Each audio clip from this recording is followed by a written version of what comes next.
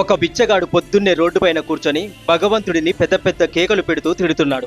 ఆ దారినే ఆ దేశపు రాజుగారు గుర్రం మీద వెళుతూ బిచ్చగాడి కేకలన్నీ విన్నాడు. ఏమైందయ్యా నీకు, ఇంత పొద్దున్నే భగవంతుడిని తిడుతున్నావు అన్నాడు. మీకేమిటి మహారాజా, మీరు మహారాజులు, మిమ్మల్ని భగవంతుడు ఒక రాజుగారికి కుమారుడిగా పుట్టించాడు.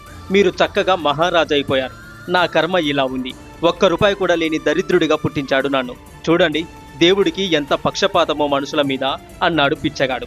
మహారాజు చిన్న చిరునవ్వు నవ్వి, అయితే భగవంతుడు నీకేమీ ఇవ్వలేదు, చిల్లి గవ్వ కూడా ఇవ్వలేదు అంతేగా అన్నాడు మహారాజు. నిజం చెప్పారు మహారాజా అన్నాడు పిచ్చగాడు. సరే అయితే నీకు 10,000 వరహాలు ఇస్తాను, నీ అరచెయ్యిని కోసి ఇస్తావా అన్నాడు రాజుగారు.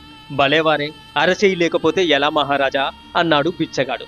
సరే, నీ కుడికాలుని మోకాలి వరకు కోసుకుంటాను, 1,00,000 వరహాలు ఇస్తాను, ఇస్తావా అన్నాడు రాజుగారు. ఎంత మాట మహారాజా, ఆ గాయం మానడానికి ఎంతకాలం పడుతుందో ఏమిటో. నేను